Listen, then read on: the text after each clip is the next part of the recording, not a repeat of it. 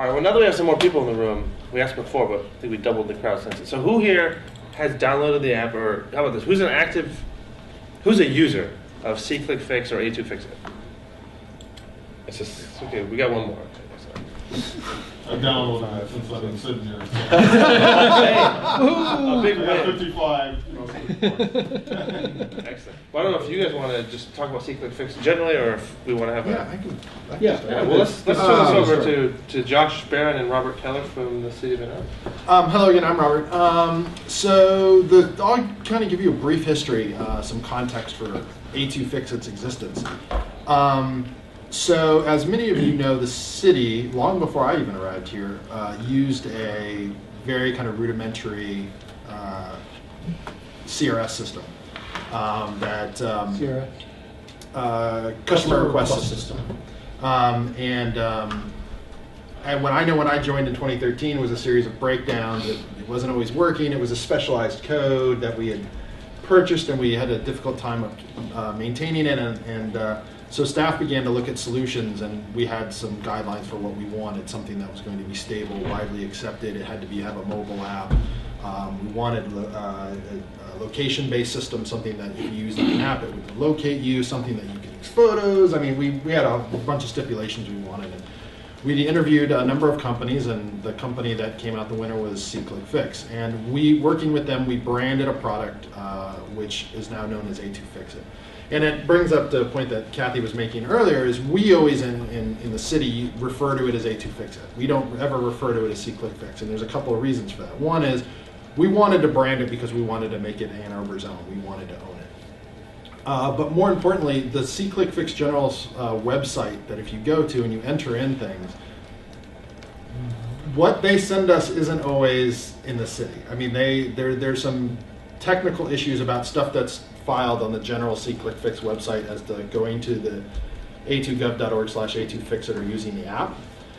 There have been some issues that we have said to them, hey, this has got reported that's in the city. They're like, oh, it comes to you. And we're like, no, it doesn't.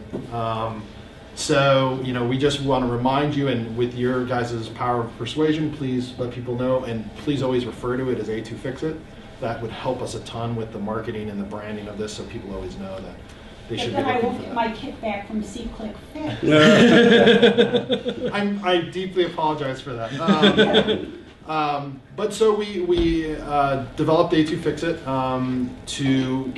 and so I can say this in this room because you guys will understand it, is the city uses a backend called CityWorks, which we use to compile all of the requests that come into the city, both staff generated, resident generated. And so A2FixIt is actually simply a public interface for CityWorks. That's really essentially what it is. So people can directly interface and put requests into CityWorks because there is no public interface. CityWorks doesn't build something the public can use. And so it's worked tremendously well. We launched in the end of July 2014 when we relaunched our website.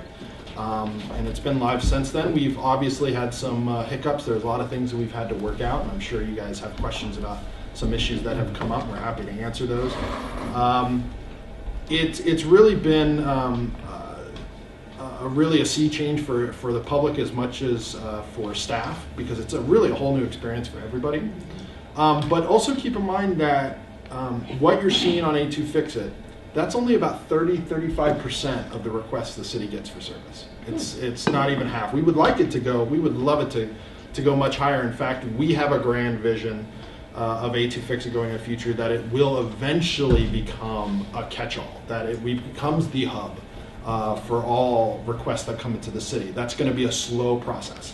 But we will never turn off the phones. We will never cut off email. So we'll always get people who would rather call us, people who would rather email us. And there's some follow-up issues we have with A2FixIt that we can't, we're not going to get into a month-long discussion with folks on A2FixIt. We'd much rather call them or get in an email dialogue, especially if there's sensitive issues that come up with, whether it's permitting or complaints about noise, whatever that case may be. We're not going to have those discussions over A2FixIt. So we Where have are they coming from, actually? Sorry to interrupt. Where are they coming from? Is it phone or email? So of the other 70%? phone and email, yeah, or staff generated stuff that staff goes out and sees, and we create the ticket ourselves. So CityWorks is our asset management system, and we run all of our PM stuff through there, so all of our preventative maintenance for everything runs through there as well. So that's the staff-generated stuff that he's talking about, as well as customer service taking phone calls. How much of it is resident versus internal?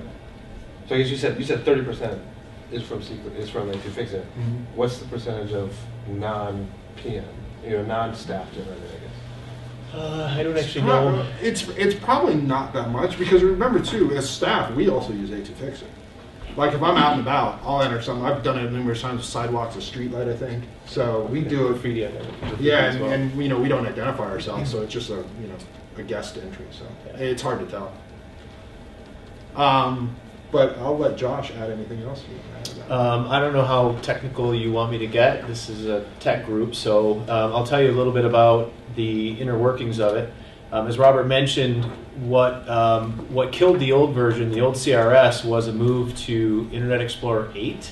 It couldn't support it any longer, and so what we found was that we were band-aiding it left and right to try to get it to work. So the chief thing that we were looking for was an interface into CityWorks, which is our asset management system, and we wanted to eliminate duplicate entry, right? Because there's all kinds of human error that can happen with duplicate entry, plus it's just a waste of energy.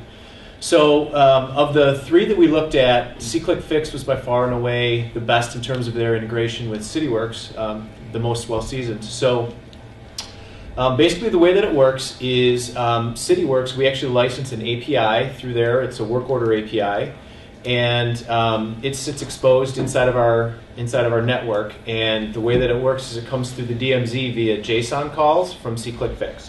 So SeeClickFix sends, or A2FixIt, sends JSON calls out to the CityWorks API. That routes them inside of our CityWorks, and then depending on the request type, we actually leverage CityWorks built-in workflow. So if you have an other request or a pothole request or a sidewalk request, it knows exactly how to route it based on the workflow that's already built into our CityWorks asset management.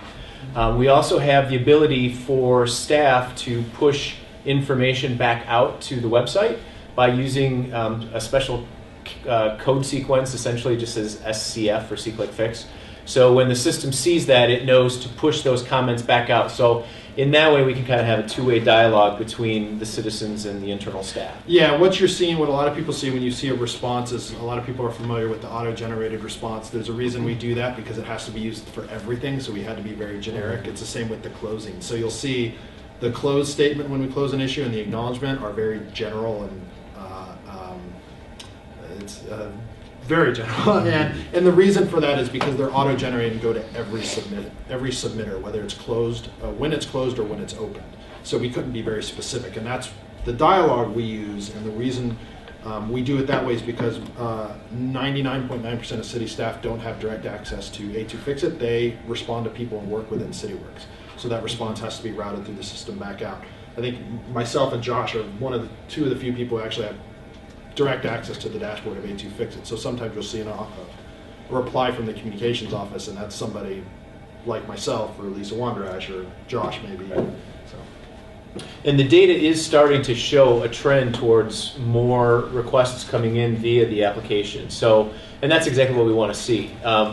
We're able to look at the empirical data and actually see that when we first started, we might be 85 to 15% coming in the application, and now I think when we did our most recent group gathering, I think it was close to 65-35. So we're definitely trending in the right direction.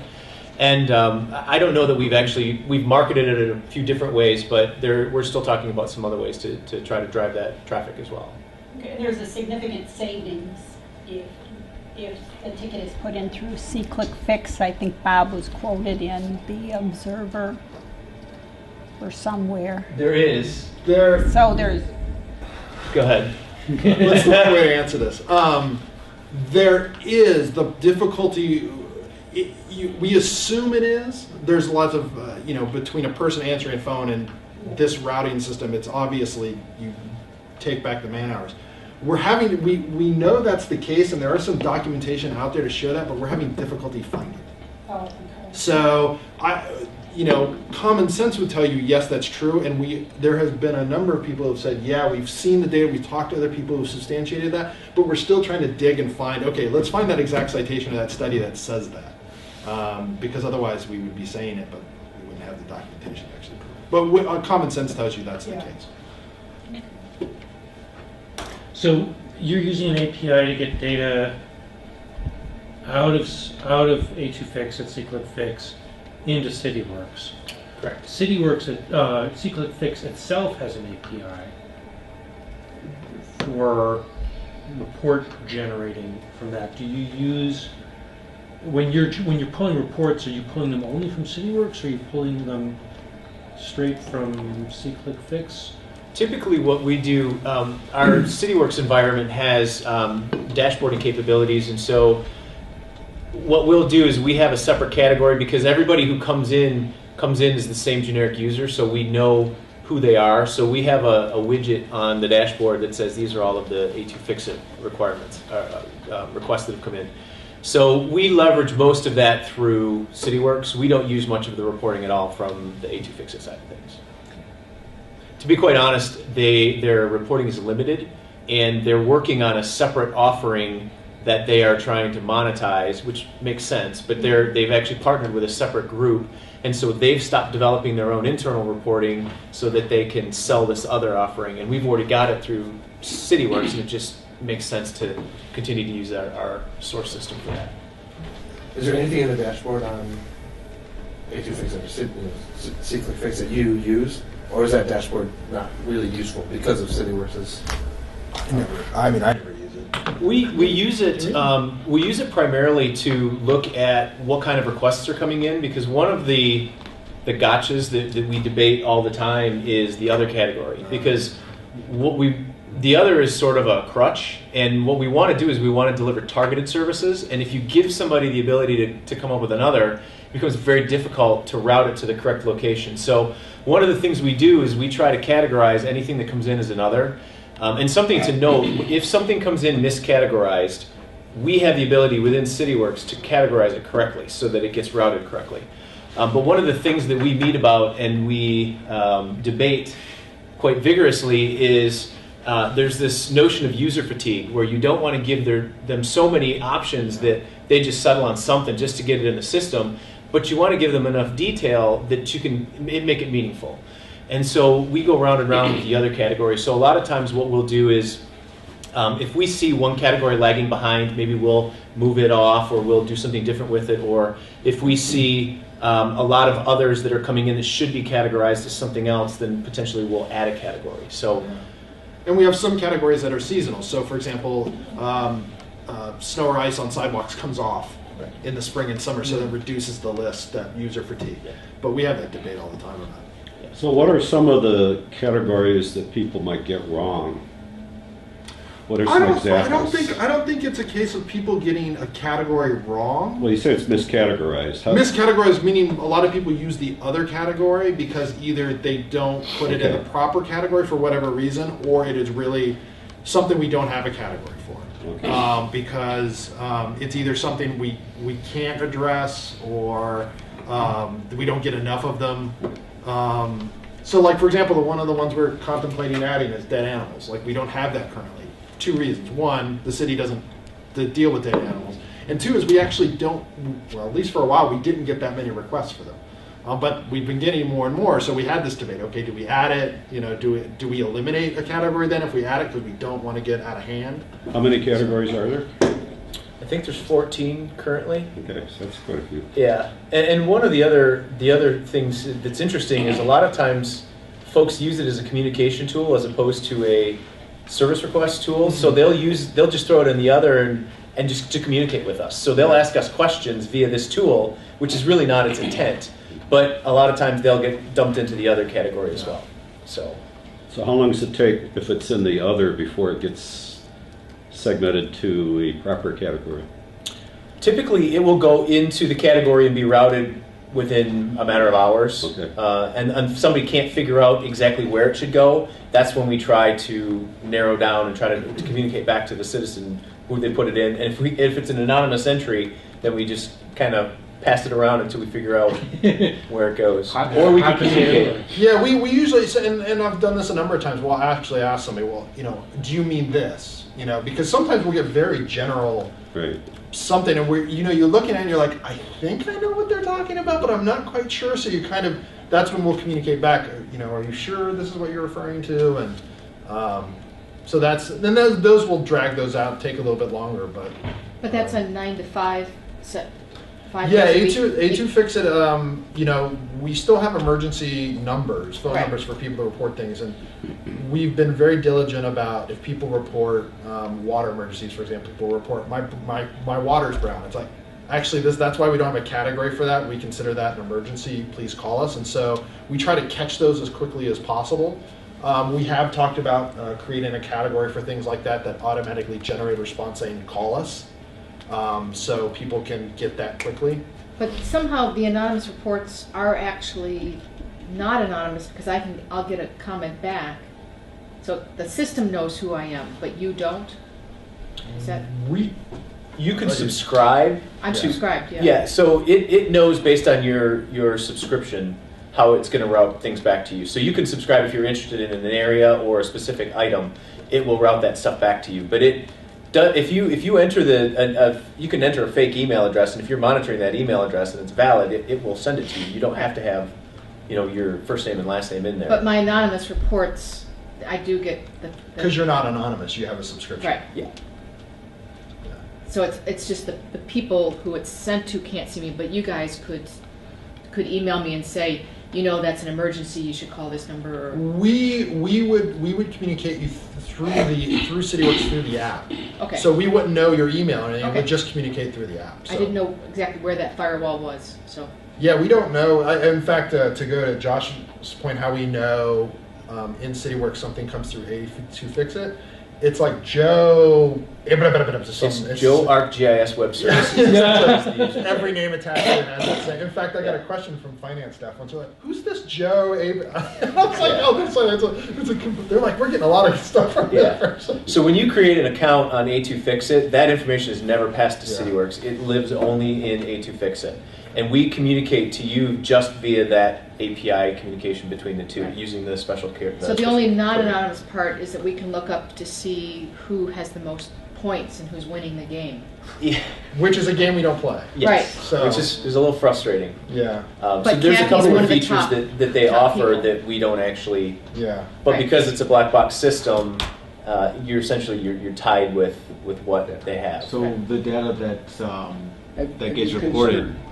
Or do you have an opening into the next door network? No. No. Are you going to do that or? No. What's not right now. Is there something wrong with people? Well, number one, Nextdoor and A2FixIt are two completely different universes. Mm-hmm. So they're not integrated. They'll never be integrated. Can you give a quick, just explain it Nextdoor in case someone. Well, I'm not a Nextdoor user, so somebody else could probably explain it a little bit more. I know generally what it is, but I don't. Nextdoor is a network of people, mostly by localities. I think there's 22 neighborhoods. Yeah, they can either draw their own neighborhoods and or about pre-drawn 6,000 or 7,000 people belong to it, and they just pass word back and forth. They're babysitting and snow. It's like a neighborhood online chat room. It's a neighborhood service information network, but an awful lot of information goes out over that network. But they're two different systems. And the fact of the matter is, any organization, you have to look at the tools you have and if you have the manpower to incorporate more. And the fact of the matter is, between our use of social media, A2FixIt, we can't take on any more tools at this point. Give us more people, and I'd be happy to do it. How many requests come in a day, come in a month, because I know the days vary, into CityWorks and into A2FixIt specifically? Are we talking like hundreds of problems reported in a month, thousands of problems reported in a month? We just crossed 10,000 since total the launch. For A2FixIt. For A2FixIt, yes. And that was when? Maybe a month or so ago. Yeah. To give you, but how long is when was launch? Oh, End of July 2014. So a year and a half. Yes. Now, an interesting thing when you think in terms of magnitudes of scale, we found out at the tail end of last year that we were a top 10 community in terms of the number of issues submitted. And we had something like 9,600, and Chicago was number one with over 100,000. So we're in the top 10, but we're nowhere near that upper echelon, you know, and it's amazing. Yeah. But per capita, you're up there. Yes, Oh, yeah, exactly. probably, yeah. In fact, I'm sorry, go ahead. No, go ahead. I was just going to say, at some point, we're going to crunch the numbers and just look at submissions per population and kind of get a breakdown of how we set, just for shoots and giggles, just because we felt So do you have a sense for distribution of reports? Is it primarily geographic distribution of reports? Do you have a heat map of where things are being reported? Have you ever crunched the numbers to figure out whether reports are coming in primarily from places where people are visiting? Is it a lot of it downtown? Is it coming from affluent neighborhoods? Is it coming from poor neighborhoods? Is there a particular active ward, for example? We do have heat maps as part of the dashboard in CityWorks. I think that it shows a relative downtown. Yeah, I mean it's definitely concentrated in downtown, and then but I think it's relatively equal across all of the different wards. Yeah. I don't have the exact numbers with me, and I'd just be hesitant to guess at this point. But we definitely have a heat map that folks use to look at that stuff. So the data that you get from people reporting it in, do you, for lack of a better term, publish it to the public at all? Like, We do not. is there a reason behind that? Nope. Just No, it's just not something that's ever come up before. We have an A2 open book where we publish a bunch of open source data. We certainly could add it to that. If you subscribe, you will receive emails regularly about what other people are reporting. right. So I I- just would Coming from- rather coming from crunch, SeeClickFix. Right. a big chunk of data Yeah. rather than have to scrape through my email to get everything. And there's some maps that are generated online that you can look and see where recent things were reported. Okay. And I don't know how it's determined how I get what emails. It says based on things I'm interested in, but it's all over the city, and it's mostly popular. I wish we could answer that question for you, but that's generated by SeeClickFix, and what Okay. algorithm or what process they use to do that, I'm not aware of. So I get 5 to 10 emails a day. Mhm. Are you? How many more are you getting? I mean, I've had the same experience when I've submitted things. I get email alerts. I'm like, I don't even know why they're sending this. Yeah, So I I have as the well. same experience as you. I think it's interesting. But Yeah, I have the same questions you do, but I don't get that many. I get one every occasionally. So Oh. it's very much like I don't know why I'm getting this. So we're in the same boat as you. I'm curious about management reports and exception reports, such as street light that hasn't been repaired in 60 days. Do you have some of that capability in CityWorks? Because it sounds like you're not doing any of that in A2FixIt, and I can go into SeeClickFix and do queries and get some of that information, but it's not real clean, like what you were mentioning, being able to get those reports. So do you do any of that management reporting or exception reporting in CityWorks? Absolutely. They keep track of how long open issues have been outstanding. One of the interesting things about streetlights is, and I don't know if you want to touch on this a little bit, a lot of times they're managed by DTE, and so that I was personally interfacing with DTE for about 6 months yeah. because of that, because city staff said, hey, if you can do better. Yeah, Don't do so it. We've had our issues, as you know. Yeah. So that's where there becomes sort of an interesting dilemma where we want to give folks the ability to enter this information, but that's where it stops with us. And so we try to run it up the flagpole at DTE, and sometimes they're responsive and sometimes they're not. And so it'll sit there and look like we're not being responsive, but I think we try to communicate this is a DTE responsibility kind of thing. That's helpful. Yeah, and we made a determination when we first started A2FixIt. We had a lot of questions about how we're going to deal with certain issues that either we couldn't address or were long-term issues, and there's many examples of that. So one is streetlights, and we made the determination because there was an argument. Well, we should give the information that belongs to DT and then close it. And a lot of us thought, well, no, because we are kind of acting like a middleman, but we should at least. So that's when we came up with the solution to give the reference number to keep it open until DT tells us it's fixed. Another one example of that is street trees. We had a huge backlog of street trees, but we knew with this system a lot of people were going to work more. And so we had to come up with a way to be very transparent and honest and say, listen, thank you but we may not get to this for a while. And take the hit that it was going to be open for a long time, especially with trees. It could be open years. And we just decided we'd rather prefer quality over speed and accuracy. So, and then we have some issues that remain open because sometimes, I'll give you an example. I know a lot of people have seen it's still the most common on thread of an A2FixIt is the newspaper issue. With newspapers being delivered to people's lawns. Yeah. So for example, it's not an actual staff, there's nothing we can do about it. Literally nothing. But I know when we didn't really explain that really well the first time, and so people got really upset because they thought we could do something. And so when we finally just said, listen, this is a political issue, there's a legal issue, council has to deal with it. But then I think I was the one who responded and just said, but we're going to leave it open because people want to discuss it, that's fine. But just so you know, there's nothing we can do. So, it almost became like a next door type social media host. Yeah. Yes. What was the issue with that? The issue is that there is a newspaper in town that will periodically put free issues of their newspaper on people's front yard. And people don't want it, and so they want the city to ban that. The city, as far as I know, you can talk to lawyers, there's a whole First Amendment issue involved. Yes, despite how many you leave out on your lawn, letting them know that no, you don't want their stuff, don't put it on your lawn. So people were asking the city staff, because that's what A2FixIt is. A2FixIt is asking staff to take action. It's not a political process. Right. So people were asking staff to do something, and there's nothing we can do.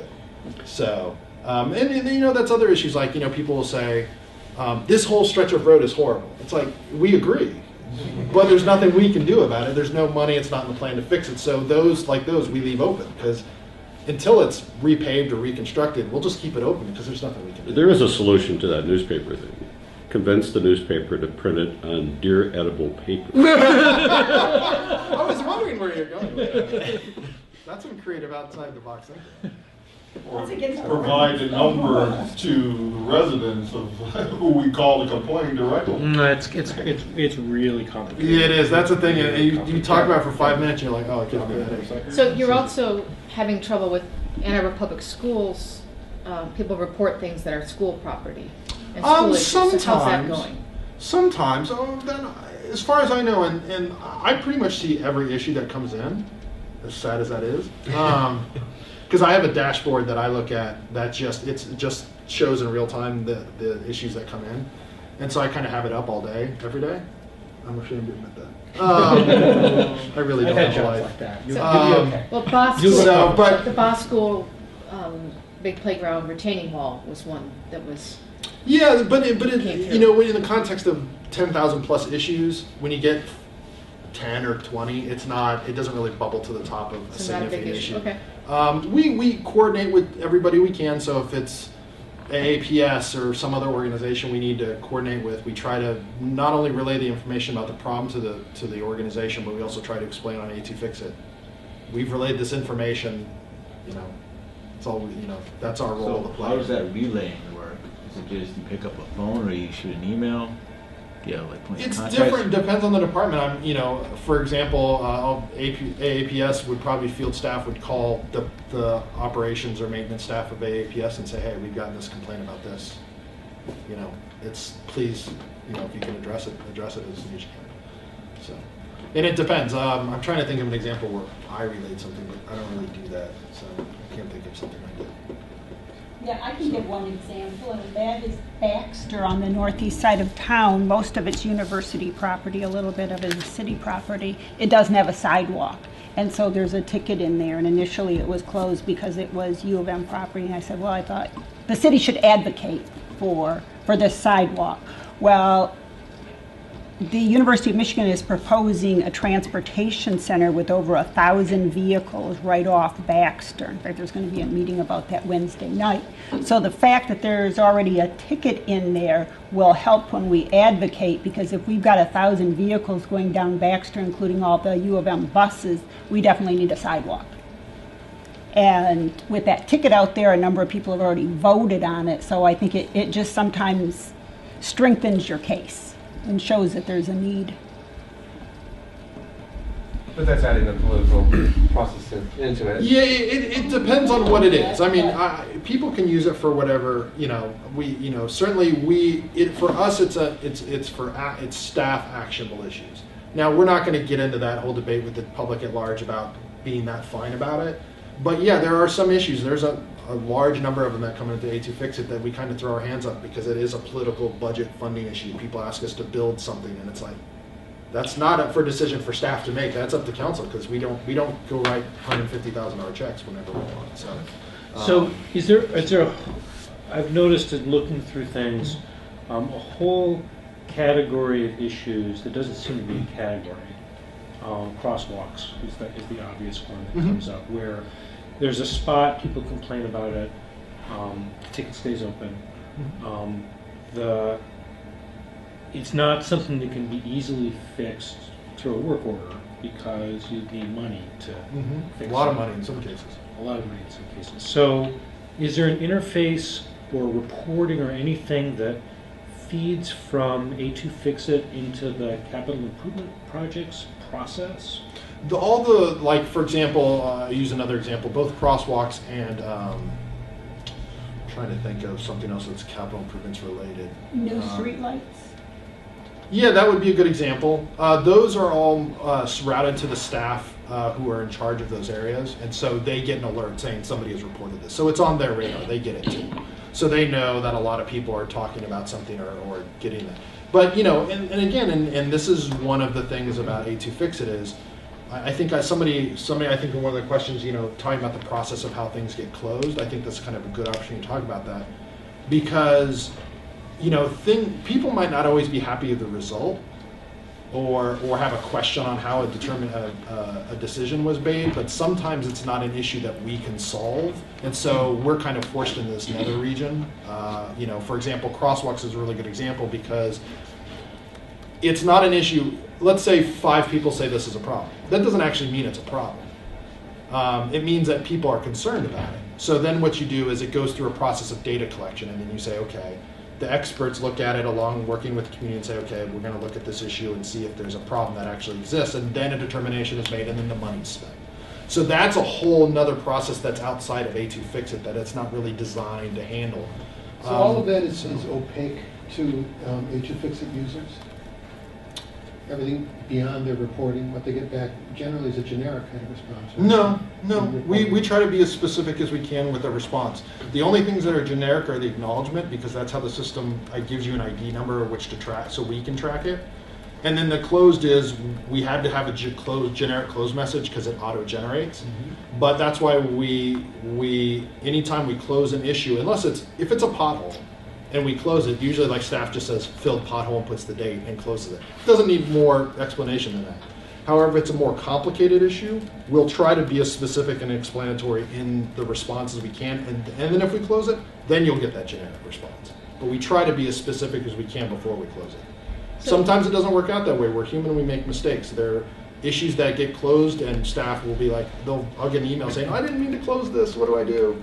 And sometimes things, it happens most frequently, like with solid waste pickup. People will report they left their cart out. We'll close it because we've already scheduled a truck to come out. Somebody will check it and say, you closed it, but my trash cart's still out there, and it's like literally we haven't got it out there yet. What I mean when I say that it's opaque. You closed it. They don't know anything about what is planned to be done. Right? You say, why did you close this? Well, you didn't tell them that it was going to be picked up, right? So they don't know. Yeah, and that's just simply a simple error, and it doesn't happen that frequently.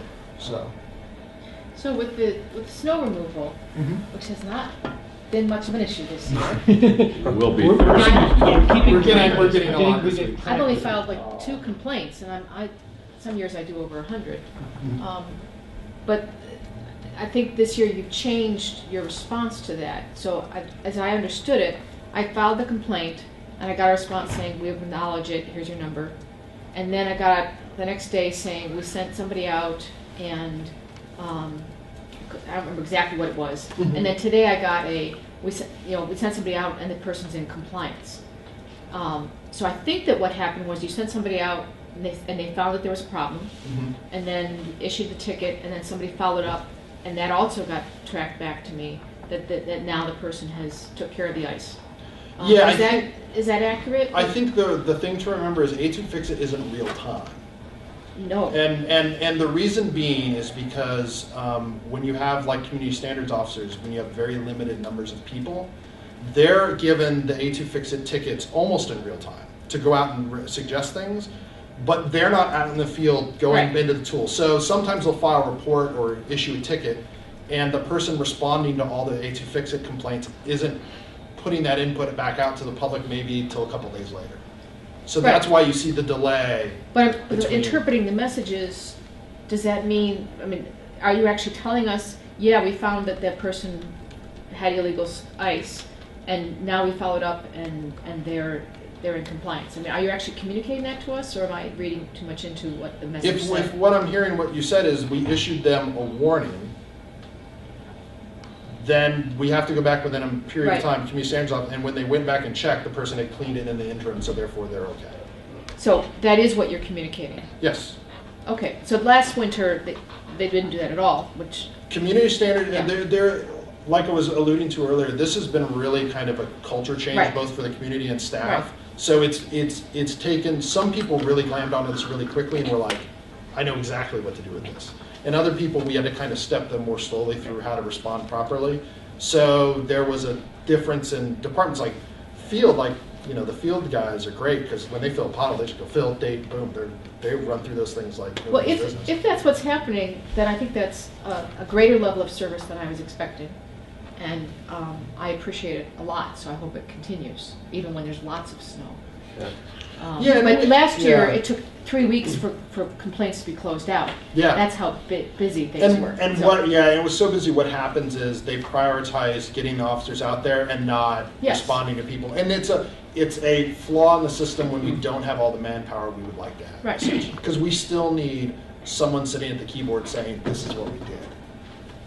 If in the future, I would love to have a system where that, like, somebody hits a button and issues the ticket, and that gets transmitted, and that gets auto-generated information saying we just issued a warning to this person. And I wish it was all automatic like that. But last year, I actually would talk to community standards officers directly about my complaints, and that was a reasonable process. But this is even better. Yeah. Yeah, because it also saves them time, gives them more time to go out and actually notice those properties. Although telling them thank you when they're out in the cold is always a good thing. It's a thankless job sometimes. So you have basically one code for closed instead of maybe a handful that say closed and escalated or closed because it's not our jurisdiction or closed. Yes, and that's why if it requires an explanation, we always try to provide that explanation in the text before we hit the close button. There are some, like I said, with potholes, it's either fixed or it's not. With other things, we have to, and you know, I think Josh and I will be the first to tell you we still mess up sometimes, and I'm the first guy on the phone with whoever I find out closed the ticket, being like, you closed the, because I know it, I see it. And if I see a close, for example, I'll just tell you how I work. When I see a close and there's only 2 comments, and I read it and it seems like a complicated issue, I immediately go check it and see who closed it. And to see, like, we didn't provide this person an explanation of what's going on. Please, go back. And once it's closed, actually, in city work, staff can't comment back out because that issue's closed. So I actually work with them and say, tell me what to say, and then I'll go do it. Because it's really important to me that every chance we get on an issue that requires more than just, hey, we fixed it, we need to try to provide that explanation, just to at least let people know what's going on. Yeah. I was just thinking there might be a way to segment that closed into some canned responses. They still have another one where you require an explanation, and that might save you guys some time. There is if we were only using SeeClickFix. But that's not the way our system works, because we're integrated with CityWorks, and we can't do that. Can you say more about CityWorks? I mean, what all that is used for? This is... CityWorks is our asset management system, so pretty much anything that, if there's an asset at the city, we run it through CityWorks. So I see databases. Yep. Okay, and what else does it do? That's what it does? It's a fairly complicated application. Well, it sounds like you're interacting with it constantly, right? You're feeding the A2FixIt stuff into CityWorks. I'm not really getting the scope of CityWorks. It generates a work order, right? Every Correct. issue generates a work order. Yep, it has inventory management, it has work order management, it has resolution management, it's got workflow built into it.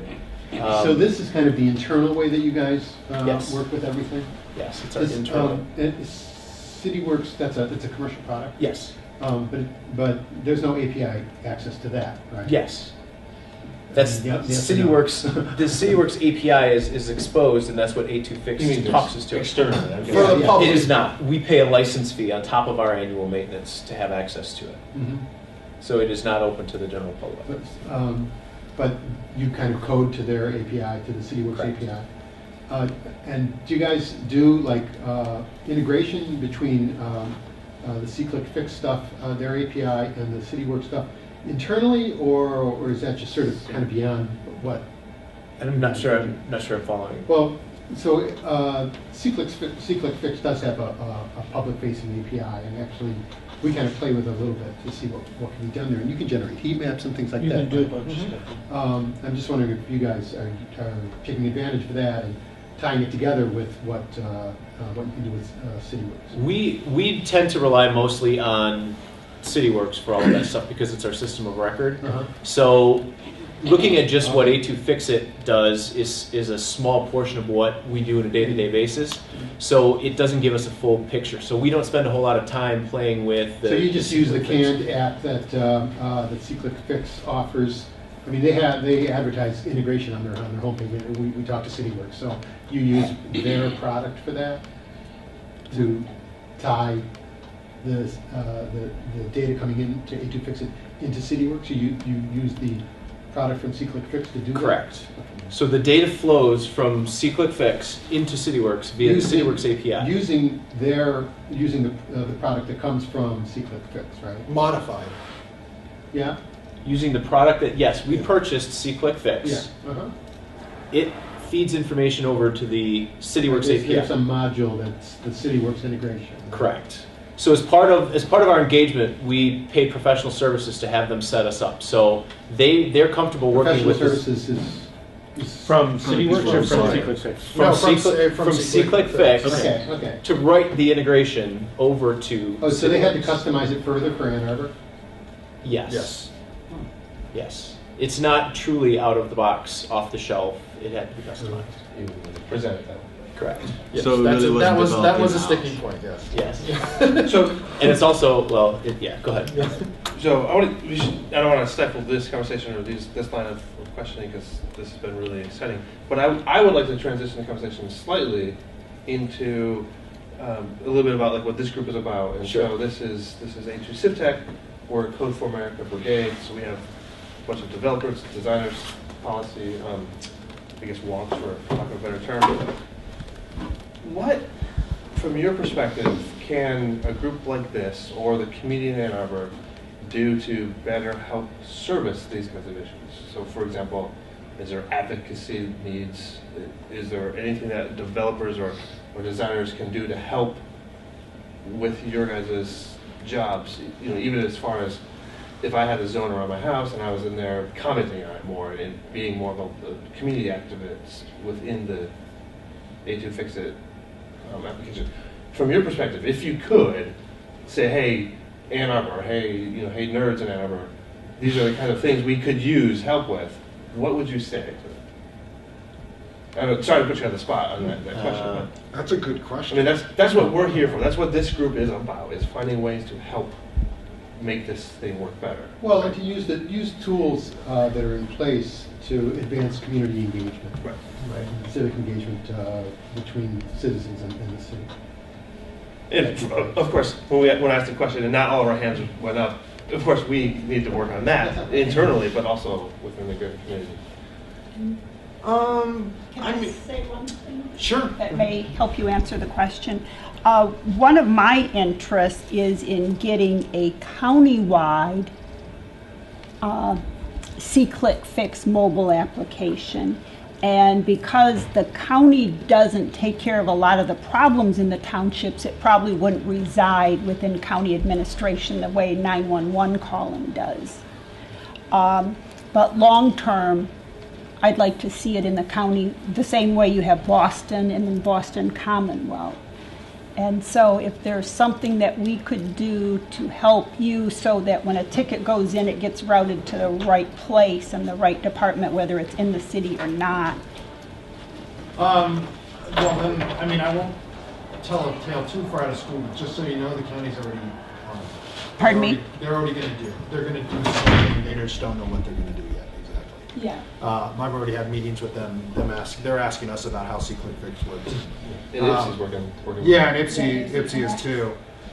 There, you know, and I think the question that Josh and I actually have discussed, because there's going to be all kinds of integration issues between people submitting things and in the city boundary that's actually a county issue, and in the county that's a. I mean, we're going to have to work out some stuff. So that's a long-term solution. Well, my question is, hate to interject, is it does when you report an issue, it has GPS settings attached to it, right? Mm-hmm. So wouldn't that help you guys at all? In most cases, yes, but keep in mind, like the example I used earlier with dead animals, that's a county responsibility.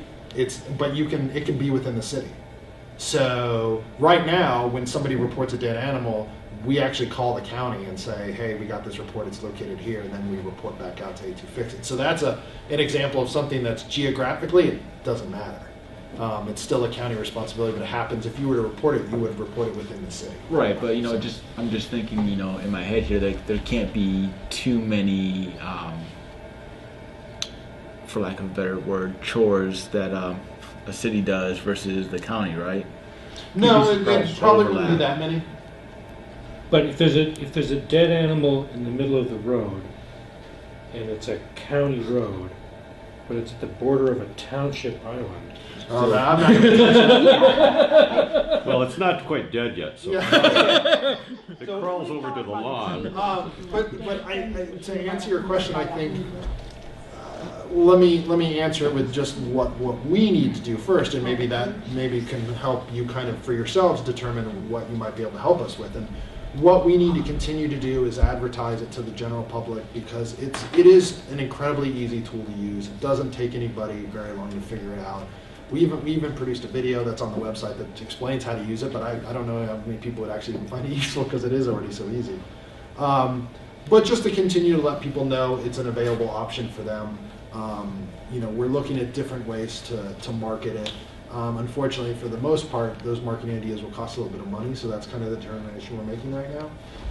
And to reach the very transitory population that Ann Arbor has, so a lot of students, a lot of faculty, a lot of people who travel in and out, so we have to figure out how to reach them in a consistent way, so that they know how to use the tool. And like I said, we still have hiccups with whether it's a political issue or whatever, but that's fine. It's the very small issue in the grand scheme of things. Never been an announcement on next door. So exactly, that would be excellent. So there's all kinds of tools and opportunities for people to, of their own accord, move forward.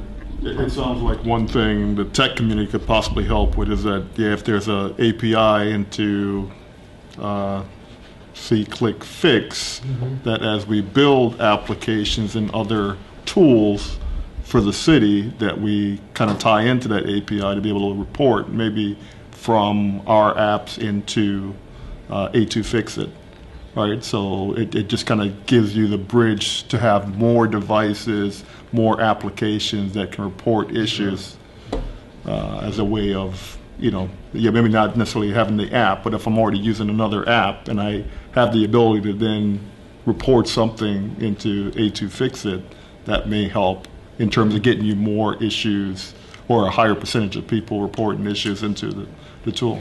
Yeah. And I think, as I mentioned before, they're not sinking any more money into the reporting arm of what they're doing. So what you see is what you get. So we know it's not very robust. So I mean, that certainly would be one place that I could recommend. Yeah, there's some open source stuff in GitHub that worth playing with. Yeah. I see a couple things. One is that there's an API for SeeClickFix, so there's a set of data that can come out of there. But there's a set of data that can come out of CityWorks.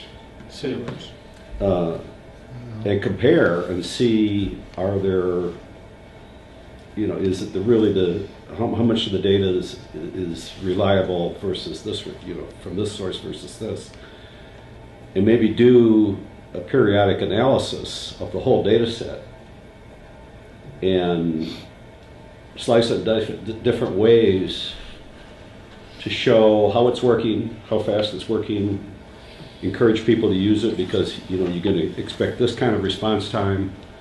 And here are some of the issues that when you submit it, if you have this kind of an issue, use this category. If you use other, expect maybe a little extra delay. Those kind of issues that you're dealing with every day. This is something this group could do. And I think back to when I worked because I'm actually in Scioto Township, and we had a public safety millage we wanted to get passed in order to keep police and fire, basically. But we focused on fire, and we took all the fire data for many, many years, and we sliced and diced it and found out that it's not really a fire department, it's a personal rescue department. And it was a life and death issue to pass the millage. And we got that because we analyzed the data. So I guess one of the issues is the data open enough that this kind of group could take a snapshot of the data for a year and just have at it and give you back some insights that you might not have time, staff time, resources to do yourselves. Is that something that would be useful to you? Well, I can tell you that we currently don't expose the data on our data set, but it's something I'm going to take back to as a suggestion because it would be relatively easy to do. So we can add it to our priority list as long as the powers that be have no issues with it, and we can expose that data out there. Yeah, I That mean, kind of goes along with the question I wanted to ask was, what kind of information does the city council get from you? Do they get any kind of a summary data or what's happening in their ward? How does that reporting work? To be honest, I don't know. Well, I know Dave Wilburn we've prepared reports them out of CityWorks, which takes into account everything. So they see, and they can ask for whatever they want, whenever they want, and we'll provide reports for them. But they see, the reports we give them on the issues we're addressing come straight out of CityWorks, which take into account everything. Does CityWorks know about wards and precincts and have a map that includes the sort of weird Yes, boundaries? we have GIS layers built into CityWorks that contain all that information, so they can report however. So you they could want. say, what are all the streetlights out of Ward Absolutely. 5? Yep, absolutely. But having served, I've served as an alderman for 4 years, and you get too much information, you can't deal with it. And so, could one alderman or councilman from one ward get a snapshot picture of what happened in the 5th ward in January? What was the status? Sure. I mean, if they got anything of that type? Yeah. That would be You can mostly get ad hoc stuff where Yeah. they would come to us and we would report that off to them. Yeah. But they don't get a snapshot. I mean, that'd be nice. but you do summaries at budget time Yes. Yeah. to justify the system. Yes, absolutely. And budget time's coming up. Budget times now. Well, as for as little, and that's the thing. It's so cost efficient. It's not really, at least in my mind, not a budget issue. You're not talking a lot of money. Yeah, but Not the work CityWorks or A2FixIt. It's the issues that are exposed are sometimes $1 million or $10 million issues that come up, or $1 million or $10 million liability. Sure. or that you're taking care of small issues before they become those big issues. Right. Filling potholes before they become big potholes. And I think that A2FixIt has been tremendous at identifying problem areas that have existed for a long time. And the Ann Arbor Observer February issue, page 35, for anyone that wants to know more about A2FixIt, there's an article that explains how to use it. And that was free marketing, and I know a lot of people who have read that article. That talks about an odor problem that existed since 1996 in the Arborview neighborhood. And that is now getting some attention. In fact, Chuck Warpahowski, one of the council members, has been providing updates on A2FixIt for the neighbors to see. So I think that's a real value. And for the students, Have you looked into Beyond the Diag? It's like a newsletter sent to all students who live off campus. Yeah, I have. As with them as well. I mean, I've been in communication with them. At least for advertising purposes, it still costs money. So it's yeah. So it's I have a full communications plan for the tool. I mean, I would love to do things like I want to advertise on Spotify and Pandora, but Spotify won't talk to me unless I have 25 grand. So I'm not getting 25 grand to advertise A2Fix, I can tell you that right now. So we need to run a Kickstarter project for you. Is that what you need? You think more people using the system is? Well, you don't have a bottleneck on the backside handling issues. Oh no! The system will only be as successful as the resources behind it. We've been very clear about that. The system can handle tons of, far more requests than we're getting now. The bottleneck will always be, for example, if we got 1,000 requests a day for people to get their sidewalks notified that they're in non-compliance, we're not going to be able to handle that. That'll be Friday. Yeah, Friday and Saturday. Get your tickets in now. So yeah, no, it's and that's we've been very clear, at least from our end, staff end, to council and to our people we report to, that this system, one of the biggest benefits from it is, one, people would actually finally get to see how much work we actually get assigned. Because a lot of this took place in the background before. You would report something by email or phone call. You may hear back from somebody, but usually not. So this has really been a wide open experience, and we've told staff, like, listen, now the public actually gets to see how much work you guys have every day. And so hopefully, yeah, that'll be a discussion point when budgets get discussed about how much resources we get dedicated to things. And if people want a level of service that matches the number of reports that are coming in, we have to make a decision. That's not for me or Josh to make that decision. That's for council to decide where the budget goes. So how much is the? I know this might be a hard question to answer because people do multiple things, but beyond the maintenance cost of A2FixIt, what is the budget for A2FixIt? Is it its own separate line item? Is it bundled into something else? It's in the software maintenance budget. So all of the software. But that's just the piece of it, right? That's just for the software. That's just for the software. The communications piece comes out of your time. Your time. Yeah. Is there a separate? No, I don't. Most staff, including myself, don't. I work with public services, so I cover a number of different areas.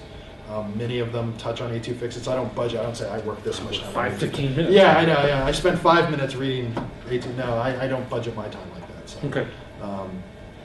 It's less, and I think as the system, as people throughout the city have become more comfortable with it, we've created, just little things like, people don't think about it, but with folks, when anybody has a new tool, sometimes don't know exactly what the proper etiquette is for it. So, for example, you don't type in all caps. Little things like that. So that's been a whole process. But as people have become more comfortable with it, the less time myself or Josh or Dave Wilburn or other people have to spend with it, because people just, and that's the process that's been taking place. It was a lot of it was smooth. Some of it was very rocky at the beginning. So it got evened out though when people stopped fighting. Just gave in. So. Well, some more feedback is that I think there's an interesting social thing that happens with A2FixIt as well. The biggest project that I ever initiated, when it was done 2 days later, which was a whole repaint at the end of Jackson Road near Wagner. It was quite dangerous with no line markers. And, when that was completed within a couple of days of when I reported it, and now every time I drive by there, I can just go, yeah, I can see where I'm going. This is so cool. I was responsible for this. That kind of additional buy-in and feel good about the city is really priceless. Yeah. So it sounds like next time you need to make a promotional video. I have a suggestion for someone to put on there. Well, I've actually been keeping track. There's been a couple instances where people opened an entirely new issue just to say thank you. And that's been why I keep track of all of them, and I keep track of the people who are like, you stink too. So but there really is a. What's that? Do you make categories for those? I should. You suck. The sense of community involvement, participation, responsibility, it all increases small, but as you get more of that, you're going to get a whole lot more participation. And also people, I know Kathy and I and Ed and other people are just like, yeah, do A2FixIt, yeah, do. Yeah, you'll convert some Tea Partiers that way. You actually show the government really does work and government is infrastructure. Yeah, that's not my goal in life right now. But no, you're right. You're right. I mean, we get that all the time. Nice You know, segue. of people feeling both proud but also promoting it themselves to other people. In fact, I tell the story all the time. The way I knew A2FixIt was going to be a success when I think the week after it launched, I was at German Park in August. I think it was the second week of August. You were gonna say Beer Park, weren't you? I was going to stop myself. I was at German Park for the big shindig, and I was sitting at a table, and like 3 people down from me, I was a conversation these young people were having about A2FixIt. Like, have you seen this? It's so cool. I'm like, yes. So that's when I kind of knew it was going to work. You buy him a beer right away? Oh no, I don't tell people I work for the city. I'm having a good time. I'm not ready for that discussion. Well, we have about 10 minutes left, and I know you're going to go back and think about how groups like this could better help you meet your goals. Yeah. But if there were ways to get access, as Peter was mentioning, if there's problems that you guys would like to solve, but you don't have the resources at the time, and hey, it would be great if someone could find a way to make this cool heat map that we're really interested in giving to council, giving to the city, but we don't have the resources to do it. That's something that we are very interested in helping with. I'll give you one right off the bat that Kathy alluded to earlier, and it's the big bugaboo the city has, and I don't think I'm telling any tales out of school, but the whole streetlight issue is just a huge problem because we hate being a middleman. I mean, honestly, if you ask anybody in the city, we would love just to own the streetlights, but it's a huge moneymaker for DTE. There's no way they're going to let them go. So there needs to be some kind of pressure, political pressure, community pressure, to them to actually do what because we've actually had instances where they've told residents that that the city's not approving a work permit so they can fix a light. They never submitted a work permit. I mean, we track all this stuff, we know. And so we're having as much difficult time with DTE as people are. So if there could be some kind of app that every time that they didn't fix a street light within a certain number of days, it auto-generated an email or something. You should just make a passive-aggressive comment, be like, we can't fix this, call DTE and complain.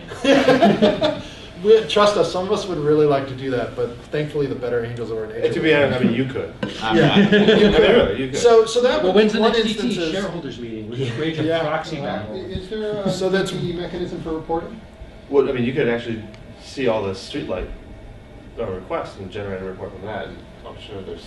Yeah, but that's an issue. Zones Like that they we're kind of semi-held accountable for it, but it's not our responsibility. And there's actually I've had people passionately say, please, the streetlight's been out forever. Please fix it. And I'm literally staring at my screen, screaming at it. Like, I wish I could, but it would be against the law for us to go fix their light. We will take that on. Yeah. So trust me, it's aggravating. When we get called on something that we're supposed to fix and is our responsibility, we take that really seriously and we take it to heart because we really we wish we could fix What it. are citizens supposed to do about broken streetlights? I'm sorry, say What are citizens supposed to do? What can they do? I mean, so Well, talking to the city doesn't work. Is there a mechanism for citizens to approach DTE about it? I've never researched it because I can't advocate. Yes, and my there is. job is not. Yeah, there's a I'm sure. page. Yeah. Okay, so you can't advocate, but imagine that's what I wanted to do. What would you, I got one. what would be the avenue given your Why can't knowledge they of just how it works give that between the council and acknowledgement, give that Like, is it web get council on board? Is it? Well, ultimately, It's how you do it. We can't do it. DTE is responsible to One at the a time. state utility board. What is it? Commission. The Utilities Commission, the State Utilities Commission. So ultimately, they're the ones who have oversight. They're the ones who gave them permission to charge IPSI more for their, to give them This is a permission to huge charge. problem that the utilities are dealing with, and we're not going to solve it here. But That is absolutely true. But if there is a way to redirect people to DTE, why can't you do that? That is done. When we kind of do that now, when we take the report of the issue, we will then report it to DTE and then make that comment. Linda through Diane A2FixIt. suggests there's a URL that people can use to do self-reporting. Yeah. Yeah, but one of the things we decided to do is that because we just thought it would be bad form, bad customer service, if we try to avoid this at all times. If anybody reports something to us that, because it has always been, I should take a step back. It had always been before A2FixIt that when somebody called us about a streetlight, because a person can't, and this becomes the crux of what you're saying, the person on the street can't identify who that streetlight belongs to. There's no postage sign on it saying this streetlight belongs to DTE. So they have no idea who it belongs to, so they just report it to us. So stickers? So it becomes our responsibility because we have a record of where. But in your acknowledgement, in your report back, we do. You do. You give the we DTE. say this is a DTE streetlight. We've reported it to DTE. Here's the issue number if you want to follow up with DTE, and then we keep it open until DTE calls us. So then why do you say this is still a big issue?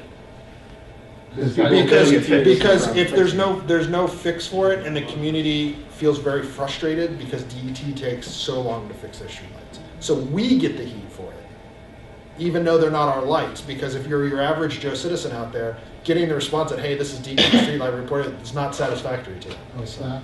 No. It works for me. Yes. So you have a database of all the streetlights and who's responsible for them? Yes. Is that public? I think there's a GIS map layer for it. There might be.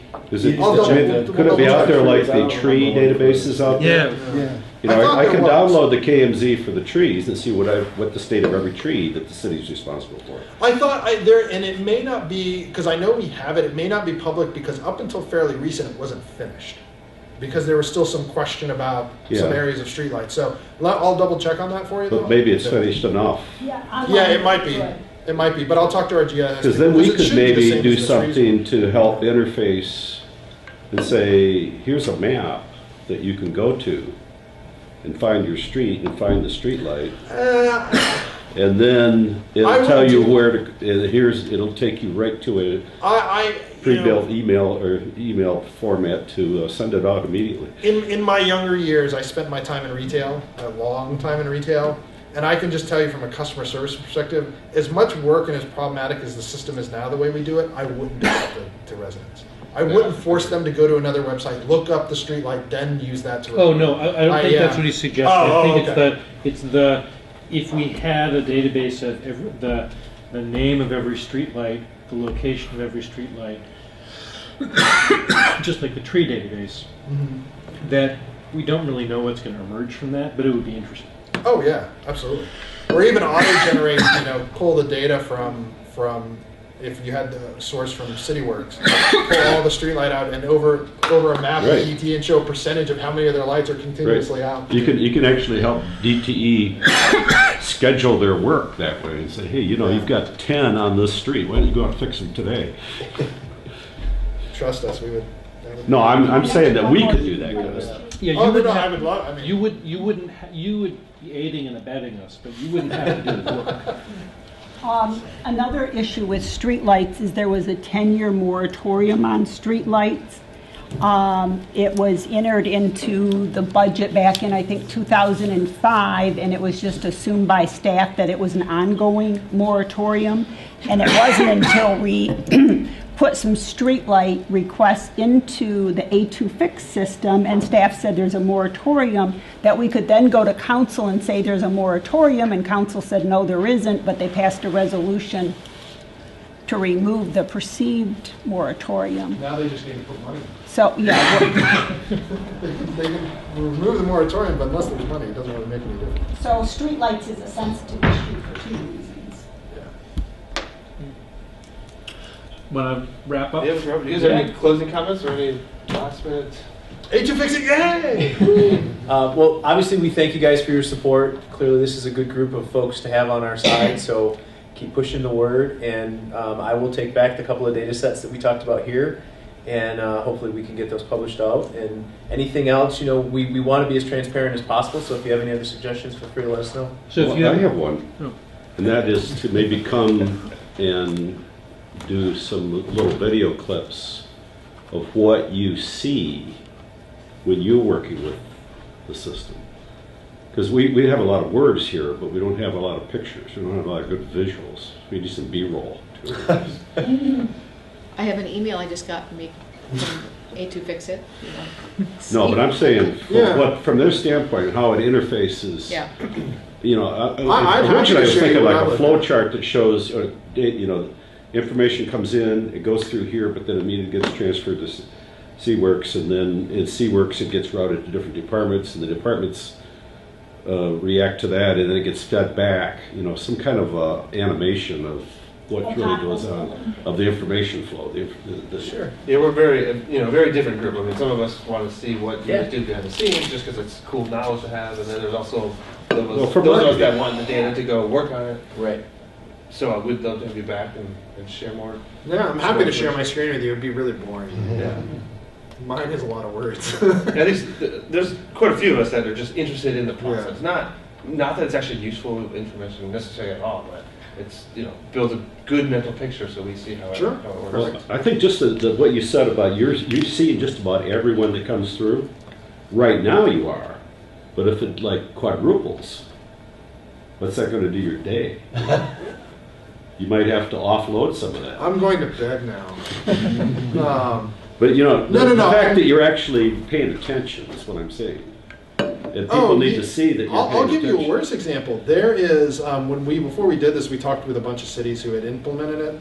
Oakland, I talked to Raleigh, the city of Raleigh, and they actually have one person, or maybe even two. It was like the assistant city manager went through every single request that came in and routed it directly. And when we talked about how to route it, we were like, there's just no way that's going to work. Talk about Not a bottlenecks. chance. But there are some cities, and I've talked to some other small cities who are thinking about implementing, who are going to do it that way.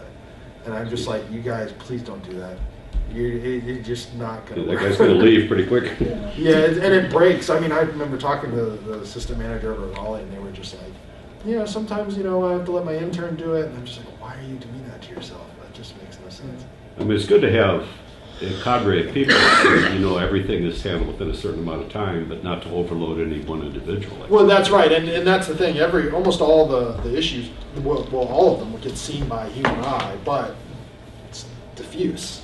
Not one person. Well, and the city is diffused too, right? There's a lot Yeah. of departments that have a lot of responsibility that, bubble up at the top, but there's more than one layer, but you wouldn't want Craig Hupy. Yeah, you wouldn't want Craig Craig Supey to see every pothole and every Yeah. street flooding request. But if something doesn't get fixed, there's probably some trigger mechanisms that are already built in through your SeaWorks that flag it, and then somebody. Yeah, we run might reports, and estimate. every service level service area administrator keeps tabs on their Right.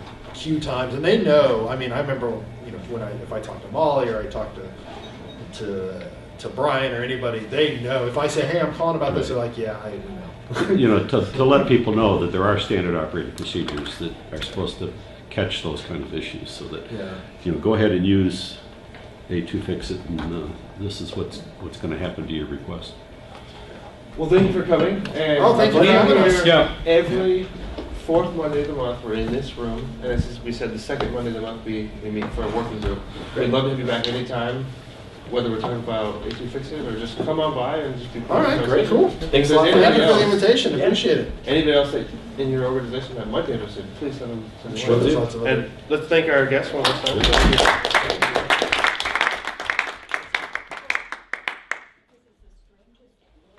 So